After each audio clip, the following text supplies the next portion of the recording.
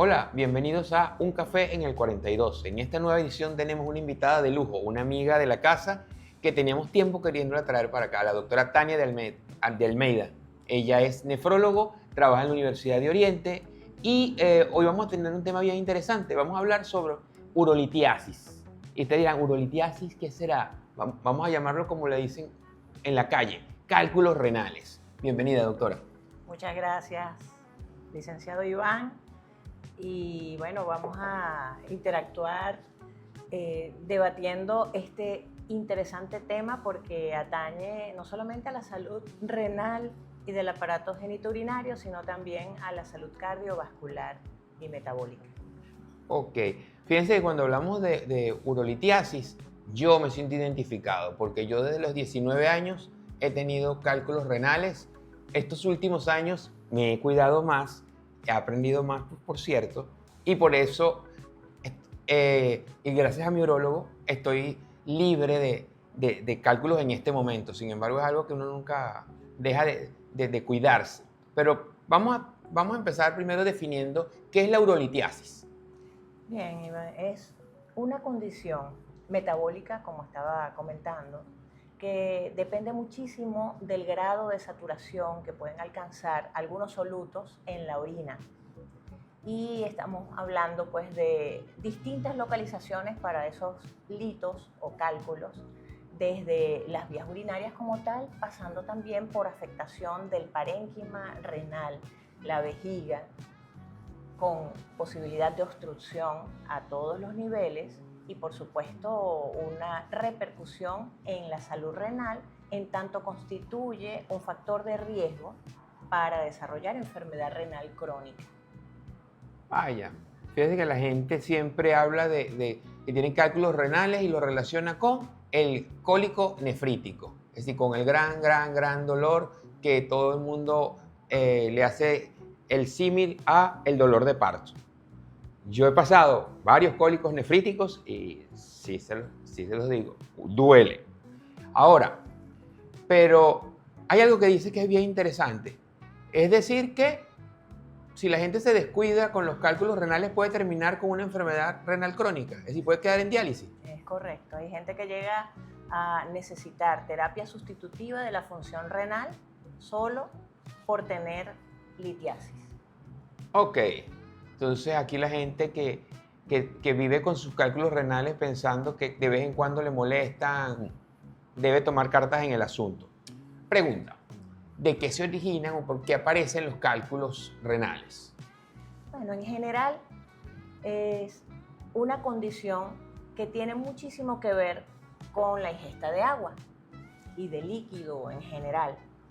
Depende mucho de lo que nosotros ingerimos en la dieta y por supuesto en esta dieta occidental que nos caracteriza, en la cantidad de alimentos procesados, industrializados, concentrados, salados, con colorantes, conservantes, preservantes de todo tipo, puede inducir una mayor concentración a nivel de la orina y por supuesto que el papel de los riñones, uno de los que tiene, de los muchos que tiene, que es filtrar la sangre, implica entonces el riesgo de que esas partículas en forma de cristales se depositen a ese nivel y puedan crecer, inclusive hasta llegar a obstruir. Hablando de eso, es decir, tomar líquido, ajá, tomar agua principalmente, pero entonces hablaba de tomar líquido. La gente también, me puedo sumar que antes era de esa línea y ya no. Pero que bueno, hay que tomar líquido, entonces tomar líquido es tomar agua, tomar jugos, pero también puedo tomar refrescos o tomar alcohol. Bueno, a mí todo el mundo me recomendaba, ¿tienes cálculos? Toma cerveza. Cuando empieces a tomar cerveza, eso no se te acumula nada. Entonces, ¿qué tomar además de agua?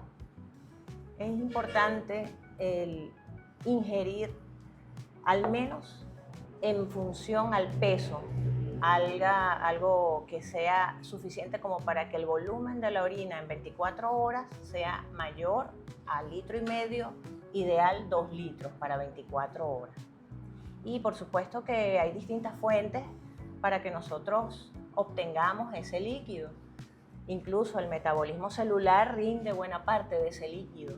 Se dice que son hasta 500 ml, 400 a 500 ml, solo por metabolización de lo que ingerimos, Okay. incluso si se trata de comida sólida. Oye, Pero el asunto está en que si nosotros vamos a reponer las pérdidas, muchas de ellas insensibles, donde entra la sudoración, la perspiración, ese mismo vapor de agua que eliminamos por convección, eso es difícil de medir. Claro. Y en latitudes como las nuestras, en el trópico, esto demanda un mayor aporte. Esa es la razón por la cual el líquido ideal a consumir es agua. Eso, al hablar de latitudes y estar en el trópico, es indiscutible que estamos hablando desde Ciudad Bolívar para el mundo, que Ciudad Bolívar es una ciudad caliente, a cualquier día, cualquier mes, aunque últimamente está un poco más fresca, tenemos que siga así un tiempo, Sí. pero hace calor. Y hacer deportes al aire libre, caminar, bueno, a mí me gusta mucho caminar, ahora camino casi de madrugada. Jugar fútbol, lo que se hace comúnmente, o simplemente la vida diaria que hacemos, con tanto calor vivimos sudando. Entonces, mucho de esa agua no la medimos, pero debe ser bastante sudor y hay gente que suda más que otra. Entonces, hay que reponerlo. Queda pendiente eso. ¿Qué tal las bebidas alcohólicas? Bueno, tienen un efecto directo en cuanto al nivel de hormona antidiurética. Y por supuesto, esta hormona tiene un papel en la producción de orina diluida o concentrada.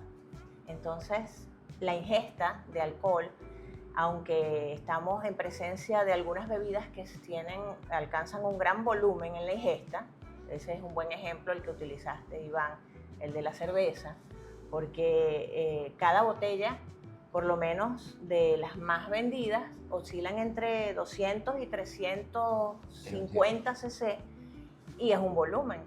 Pero el detalle está en que como va la composición acompañada de alcohol, se produce la inhibición de la hormona antidiurética y esto traduce una pérdida mayor aún de agua vía Por eso que la gente urinaria. se deshidrata y le da la resaca. Es correcto. ¿Ven las personas que me recomendaban tomar cerveza? No. Cerveza, no alcohol. Ajá. Y otra bebida. Por ejemplo, ahora que yo vivo una vida fitness y voy al gimnasio. Excelente.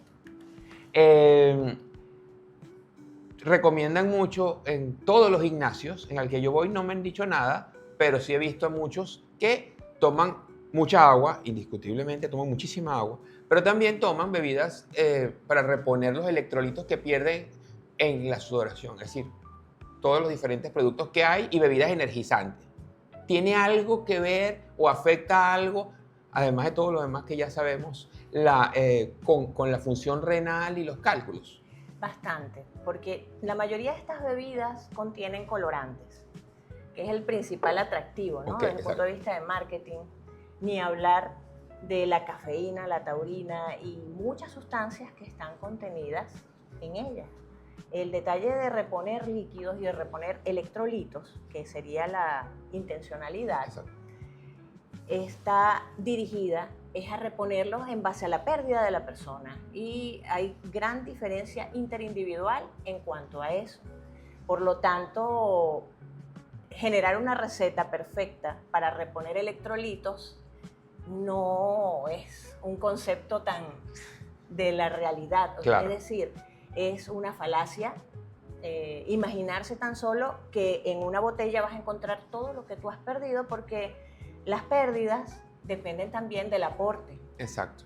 De allí lo interesante de la función renal, que es ese laboratorio capaz de identificar en base a lo que se está recibiendo vía ingesta o a veces administración exógena, por la vía parenteral, por ejemplo, qué es lo que hay que eliminar para mantener la homeostasis o el equilibrio hidroelectrolítico. Fíjense, eso es algo que siempre me llama la atención. Igual la alta concentración de sodio que tienen ese tipo de sustancias. Y cuando caigo en el sodio, recuerdo algo que fue lo primero que me prohibieron todos los nefrólogos y después el urólogo. Yo decía, pero ajá, ¿qué tiene que ver? Yo soy fanático, no de las chucherías, pero sí de los platanitos. Entonces, lo primero, nada de platanitos. Yo lo asumí, debe ser por la gran cantidad de sodio, por lo tanto, el sodio es decir, me deshidrata y por eso va a necesitar más agua. Me imagino yo que es por esa razón. Sí, es de hecho uno de los electrolitos que tienen un impacto mayor en la tonicidad plasmática, en el mantenimiento de la tonicidad plasmática. Y a nivel del riñón hay distintas estructuras en las cuales hay un movimiento, un transporte del sodio para retomarlo y para volver a verterlo en el fluido tubular hasta que se llega a la excreción. Por lo tanto, ese catión en particular es de los que más deberían ser calculados estequiométricamente para reponer en realidad las pérdidas y no sobrepasarse. Porque en la medida en que nosotros recibimos más del que necesitamos, entonces va a tener que trabajar más nuestro riñón en manejar ese sodio en exceso, y considerando que el sodio arrastra agua para donde quiera que se mueva, pues eso es algo que impacta la salud, no solamente renal, sino también cardiovascular y metabólica. Sí. Eso es importante tenerlo en cuenta porque podemos consumir mucha agua, pero también, como me pasa en mi caso, consumo más platanitos y entonces es como si no estuviera tomando nada. O peor, lo sustituí no como platanito, como cotufa, que tiene más o menos la misma cantidad de sodio que con ese agregado. Ahora, los cálculos pueden ser de diferentes minerales.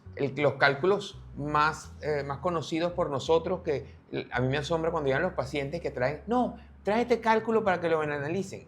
Y entonces, pero yo he botado varios cálculos y yo sé que este cálculo es de calcio. Y entonces, me asombro que la gente sepa eso. Pero hay diferentes minerales que pueden conformarlo. Tenemos entonces calcio, tenemos... Sí, está el calcio, los cálculos cálcicos son más del 80%. Exacto. Y por eso es que, hay una difusión de esa tendencia y de hecho es una de las formas de detectarlos cuando no se tiene acceso, por ejemplo, a un estudio tomográfico de las vías urinarias. Se solicita previa preparación del paciente o una rayos X de abdomen en posición acostado y en algunas oportunidades es factible identificar esa densidad cálcica en un trayecto pues que imaginariamente sigue las vías urinarias. Exacto. Pero los hay de estrubita, los hay de hidroxiapatita, incluso de cistina. En estos casos hay defectos genéticos que inducen esa aparición de los cálculos de cistina y una sustancia que es muy, muy, muy difundida en nuestras latitudes, que es el cálculo de ácido úrico, que también, desde el punto de vista de los trastornos metabólicos, abunda, por lo menos en nuestro medio, las personas con hiperuricemias y, por supuesto, esto tiene una implicación a nivel renal también. Que son los pacientes con gota. Correcto. Okay. Sí, eso es importante. A mí me he dado cuenta que también depende del origen. Que yo en pacientes que veo en el sedimento urinario cristales de ácido úrico, le pregunto, ¿tienes un europeo, árabe o tienes algún o tus ascendientes son de esos lados? Sí, ok. Porque eso es muy heredado de esas zonas. Correcto. Sí. Además de nuestra alimentación que influye mucho en eso. Ahora, fíjense, desde el punto de vista, vamos a ir un poquito desde el diagnóstico que lo mencionaba. La gente, un paciente tiene, o una persona tiene de repente un dolor a nivel lumbar, yo se lo describo como me pasó a mí. Era un dolor que yo decía que tenía dolor de estómago, pero no sabía dónde ubicar el dolor. Me dolía, tenía náuseas, me dolía la cabeza, estaba mareado, no sabía si quería ir al baño, si quería orinar o qué. Cuando a mí después de que pasé la primera vez, identifiqué, ok, ya sé qué es. es un dolor de repente recorre la pierna. Muy pocas veces lo he sentido realmente como el dolor lumbar que hice. Después de que me diagnostiquen es como que siento, ya lo ubiqué, es ahí, pero es un dolor extraño. Y mucha gente puede pasarlo por alto, es decir, pensar que es cualquier otra cosa. Hay gente que dice que es un dolor de colon. Inclusive a mí, la primera vez que me diagnosticaron, que me dieron atención primaria, no, eso parece un dolor de colon, pero es que yo no he comido. ¿Por qué va a tener dolor de colon? Pero es un dolor tan raro. Oye, no, puede ser la vesícula. Yo, ay, ahí sí me fregué. Entonces, ¿cómo diagnosticar a un paciente con cálculo renal? Sí, es un proceso que amerita mucho de analizar la clínica del paciente. Y la primera pregunta es, ¿cuál es el volumen urinario que tiene usted de 24 horas? En 24 horas nosotros deberíamos superar los 700-800 cc.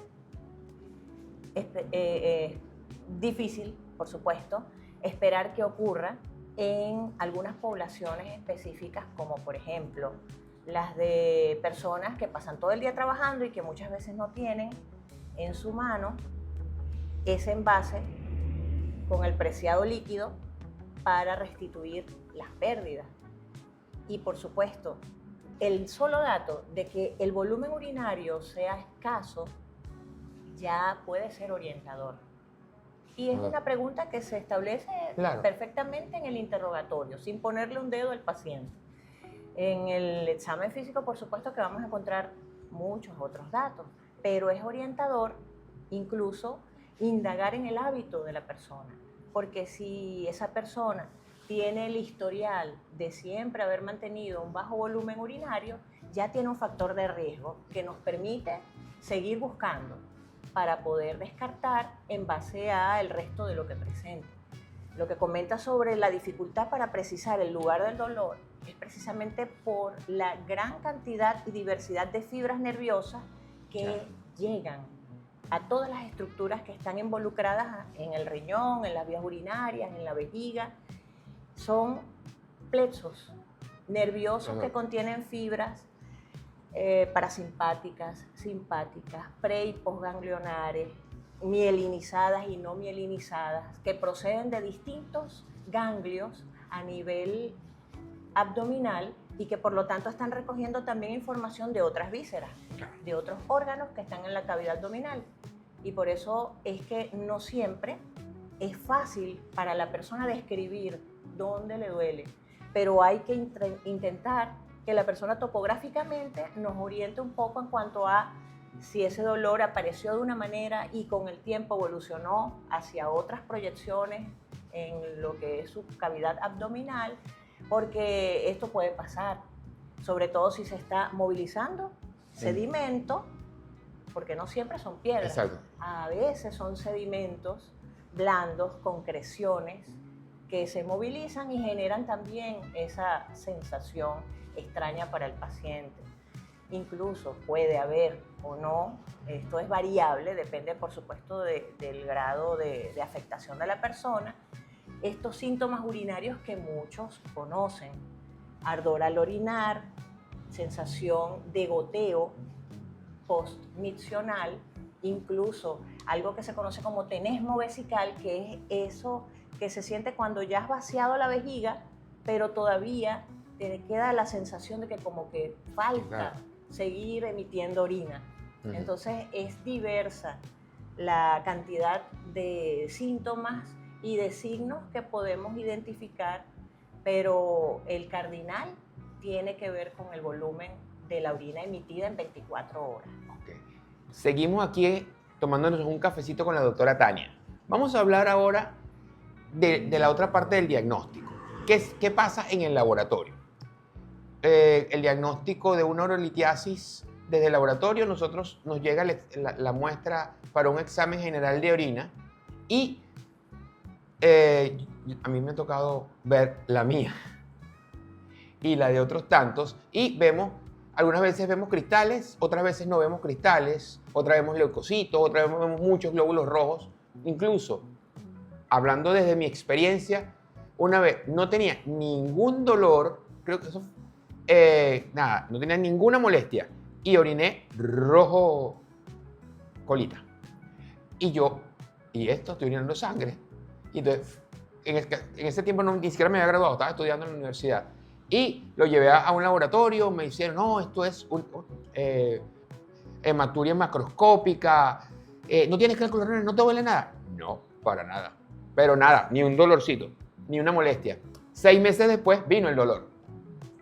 Entonces, ¿qué tan orientativo es entonces el examen general de orina o qué otras pruebas podemos utilizar nosotros para hacer diagnóstico o llevar el diagnóstico al clínico? La orina es fundamental y lo mejor es que es muy económico.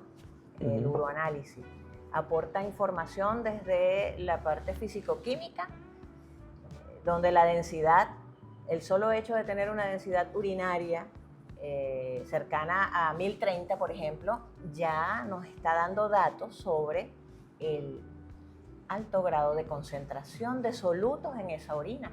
Y, por supuesto, si la turbidez está presente, si se trata de una orina que desde el punto de vista químico ya comienza a evidenciar sustancias como, por ejemplo, hemoglobina, y cuando vas al sedimento hay eritrocitos, es posible que esta persona esté experimentando un sangrado en el tracto urinario causado por el movimiento de los cálculos. Eso es posible porque no son lisos en sus paredes. Muchas veces son espiculados o las concreciones son sólidas y esas pequeñas puntas rompen la mucosa de los uréteres o bien a nivel de vejiga. Me está doliendo. Y ni hablar de la uretra si está en ese momento la persona experimentando un pasaje de cálculo a través de la uretra. Voy a tener pesadilla esta noche. En la mujer es un tracto corto. Exacto. Pero en el hombre. No sé, tengo dolor. Ya me dolió. Ya somaticé. Ahora, hay otras pruebas que se utilizan para complementar el examen de orina desde el punto de vista del laboratorio. Yo creo que casi todas las pruebas que montamos en el laboratorio son basadas en enfermedades que yo tuve, tengo o tendré. Siempre O puede que haber tenga algún familiar o algún amigo o alguien. Entonces nosotros estandarizamos algo que lo llamamos estudio metabólico urinario en 24 horas. Entonces ahí medimos oxalato, citrato, ácido úrico, calcio, magnesio, diferentes sustancias y las expresamos en miligramos en 24 horas, entonces con sus valores de referencia y ese tipo de cosas. Y por lo menos a mí, junto con la discusión con mi urólogo, llegamos a la conclusión, mira, ve, tu problema aquí es el citrato. Correcto. Pero no toda la gente tiene la misma formación, ni se comporta de la misma manera. Por eso hay gente que se recomienda, no, a mí me fue buenísimo tomando tal cosa que nos viene de Brasil, como tal cosa de allá, o tal mata. ¿Cuánta mata hay? Yo soy enemigo de las matas, pero con las matas Sí. hay que tener mucho de alto cuidado. peligro. Sí, tienen mucho cuidado las plantas de uso medicinal, desde las más normalitas, que la gente piensa que porque son normalitas y no son raras, es decir, no son perjudiciales y tóxicas. Exacto. Hablemos del café. Tomar agua, tomar café. El café me hace orinar, pero también me deshidrata. Depende del aporte. Y de hecho es controvertido. Hay estudios en los que se ha estigmatizado al café por tratarse de una bebida oscura que genera diuresis y, por supuesto, si el aporte de agua no es suficiente, hay la posibilidad de que haya depresión de líquidos. Pero lo más importante en este caso es el efecto que se ve compensado o no con la ingestión o reposición de esos líquidos. Y más recientemente se han publicado otros estudios en los que se señala el factor protector del café en la generación de litiasis, porque hay sustancias que son inhibitorias para la cristalización y otras que promueven la cristalización. En algunas personas, si hay defectos como este del que acabas de hablar, es decir, bajos niveles de citrato, entonces eso puede transformarse en un factor de riesgo. Y entonces se suman todos los demás que ya hemos mencionado. Es decir, hay personas que ni siquiera les gusta tomar agua, Ajá. que se niegan a hacerlo. Y entonces optan por el uso de todos los alimentos y bebidas industrializadas llenas de colorantes, de elementos que concentran ese líquido y que por supuesto van a ejercer y a sumarse. Van a ejercer un papel negativo y a sumarse, y la resultante va a ser la cristalización. Pero el mismo hecho de conocer cuáles son las inhibitorias que se pueden dar exógenamente también ayuda desde el punto de vista terapéutico. Claro. Pero excelente ese modelo de diagnóstico que parte fundamentalmente de la orina, que es, por así decirlo, en el caso del uroanálisis, algo tan económico y tan práctico, claro, y que aporta tanta información, la biopsia líquida del riñón. Excelente modelo. Me llama la atención eso de la biopsia líquida, porque creo que alguna vez, algún médico puso biopsia líquida, y entonces todo el mundo se volvió loco. Dios mío, ¿qué es esto? Es decir, la gente pensaba que le iban a licuar los riñones y se le iban, no, o sea, biopsia líquida, o sea, significa vamos a ver la celularidad que hay en el sedimento urinario. Simple. Correcto. Algo tan sencillo como eso. Y algo que mencionábamos era lo de la densidad urinaria, algo que es tan fácil de hacer. A mí, mi nefrólogo se fue para Santa Elena y él vivía regañándome. Algo. Me decía, no está tomando agua. ¿Por qué? ¿Y por qué tú sabes eso? Porque tienes 1030 de densidad. Usted debe tener la densidad en 1020, si acaso 1025. Pero 1020, eso significa que debe tomar tanto de agua. Y lo he conservado, entonces trato de conservar mi densidad urinaria entre 1020 y 1025. Ya más o menos le agarré el tino y ya sé cuánto líquido debo tomar, incluyendo café, té o agua. Si yo realmente tomo mucha agua.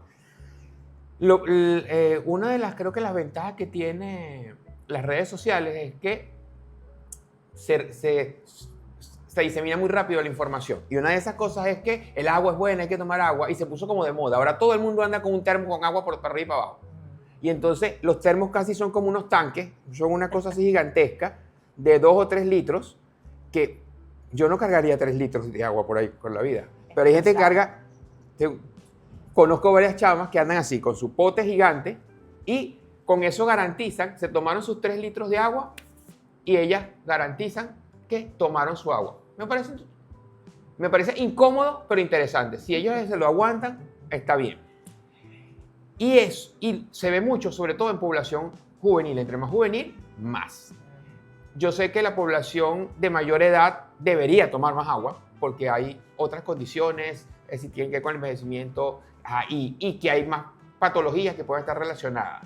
Pero hay algo que me hizo admirarla mucho. Yo, la doctora Tania, tengo poco tiempo tratándola así, pero yo la admiro hace mucho tiempo. Y ella estuvo en una conferencia que a mí me encantó. Primero porque me dejó así como que, ¿en serio? Ella investigó en sus estudiantes la presencia de cálculos renales. Les hizo eco. Y encontró algo sumamente llamativo. Entonces yo quiero que ella les cuente su experiencia. Sí, bueno, gracias de verdad por recordar ese... No vamos a llamarlo estudio, fue una iniciativa de screening que se realizó con un uroanálisis y un examen físico, basándose en el uso de la ecografía. El uroanálisis se realizó días antes el día del eco renal, que realicé en 22 sujetos, en los cuales existía una proporción similar para ambos sexos, con un discreto predominio de féminas, como ocurre mucho actualmente en la educación universitaria, con una edad de 20 años, más o menos 1.7, quiere decir que de muy tierna edad, y todos ellos tenían turbidez urinaria, una densidad urinaria por encima de 1030. Eran como 2 sujetos los que estaban por debajo de 1020 y del resto todos excedían ese valor. Y por supuesto había elementos incluso preocupantes como proteinuria en algunos. Incluso en el sedimento exhibían cristales de urato amorfo, cristales de ácido úrico, había bastante cristaluria y a la hora de hacer el eco, pues no era de sorprenderse que los 22 jóvenes tenían litiasis renal, de mayor o menor tamaño, pero litiasis renal a esa edad. Oh. Y por supuesto que hay una razón. Hoy por hoy, algunas personas aceptan el reto de cargar consigo 3 litros de agua para tomárselo, quizás porque ya han vivido alguna experiencia, pero hay otras personas que son más cómodas sin ingerir líquido porque eso les va a permitir ir menos al baño, porque no en todos los ambientes pues hay acceso a un baño que esté en adecuadas condiciones sanitarias. Y tenemos una gran cantidad de población joven que se abstiene de ingerir líquido precisamente para no tener que ir al baño. Por supuesto que ocurre todo lo que ya hemos conversado. Orinas concentradas que se traducen en el alcance de niveles de sobresaturación para los solutos y precipitación de cristal. Ahora, lo que me llamó la atención de todo lo que ella dijo en ese momento fue que en otros, las patologías como la urolitiasis se presenta en población mayor. Sí, en gente adultos ya mayores de 40 años. Imagínense si tenemos chicos que tienen 20 años y ya tienen cálculos renales, ¿qué va a pasar cuando tengan 40, 50 años? Y si sabemos que puede desencadenar, ojalá que no, pero desencadenar en insuficiencia renal crónica y va a necesitar otro tipo de asistencia, oye, llama la atención y es como que para ponerse en alerta. Bueno, yo me puse en alerta y tomo mi agua, no he dejado los platanitos, pero tomo agua, mucha agua, para eso. Y bueno, por supuesto, la revisión constante. ¿Qué podemos decir entonces? Ah, y algo que me faltaba, hablamos del café. ¿Y qué pasa con el té? Bueno, de igual manera, es una infusión. Ok. Hace rato estabas tratando el mismo asunto pensando en la herbolaria. Ajá, exacto. Los tallos, las ramas, las raíces, los frutos, las semillas y todo lo que se le puede ocurrir a uno que viene de la parte botánica son recomendados por gurús del cuidado de las vías urinarias. Exacto. Si no te lo recomienda la vecina, te lo recomienda la abuelita y bueno, son prácticas que se han transmitido de generación en generación. Y que desde el punto de vista cultural atentan y están allí latentes como una amenaza. Porque es bien sabido que si la toxicidad no es el problema, ya el solo hecho de meter a tu sistema una sustancia de la que desconoces el efecto, la cantidad en la que lo estás recibiendo, por supuesto que existe un riesgo, no solamente para nefrotoxicidad, sino también para toxicidad a nivel hepática. ¿Quién sabe cuánto tiempo se tardan esas sustancias en depurarse, en aclararse de la sangre? Entonces, definitivamente, si estamos hablando de herbolaria, más peligroso es cuando se trata de preparados concentrados, densos, que en muchos de los casos pues, son tan oscuros que uno se asusta de ver esos líquidos, ¿no? Claro. Sin saber qué contienen.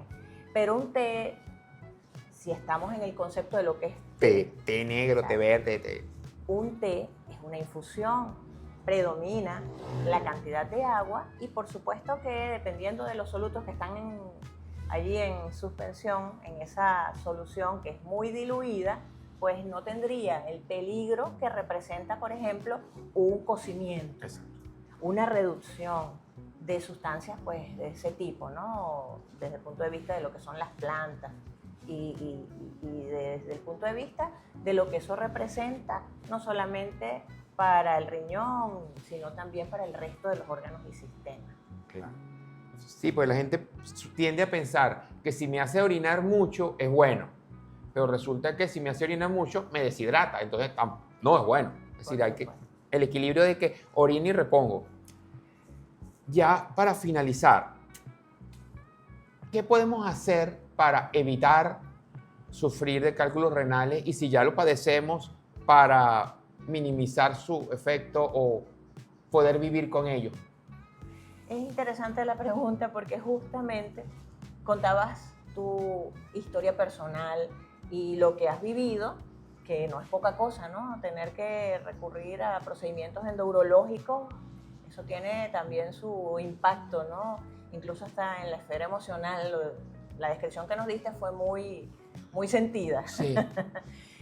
Pero es que el tema en eso de experimentarlo alguna vez, lamentablemente no termina allí.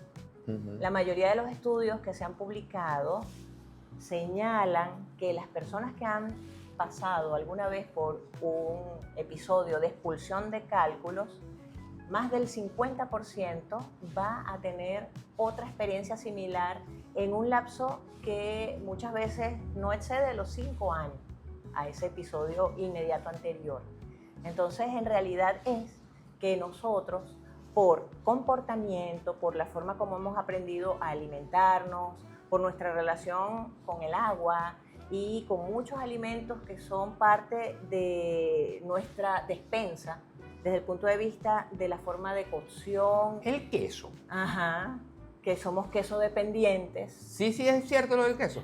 Por supuesto, pero no por los lácteos muchas veces, sino por la sal, porque el contenido de sodio de ese tipo de alimentos es elevado, es una de las maneras de conservarlo y precisamente eso es lo que va a llevar a que concentremos la orina. Orina concentrada o en escasa cantidad es sinónimo de un ambiente propicio para la precipitación de los solutos que estén disueltos en la orina. Entonces es un factor de riesgo. Sería eso, básicamente, más agua, menos sal, evitar los alimentos industrializados y por supuesto que hacer una revisión periódica de algo tan interesante y tan económico y simple como un examen de orina. Ok. Bueno, muchísimas gracias, doctora Tania. De verdad, Gracias. un placer. Es decir, yo tenía muchas ganas de tener esta conversación. Yo he aprendido mucho. Espero que la gente que nos está viendo también haya aprendido. Dejamos abajo las redes sociales de la doctora Tania por si quieren comunicarse con ella y la tienen en la Escuela de Ciencias de la Salud como profesora del Departamento de Ciencias Fisiológicas. Agradecidos por su atención. Esto fue Un Café en el 42.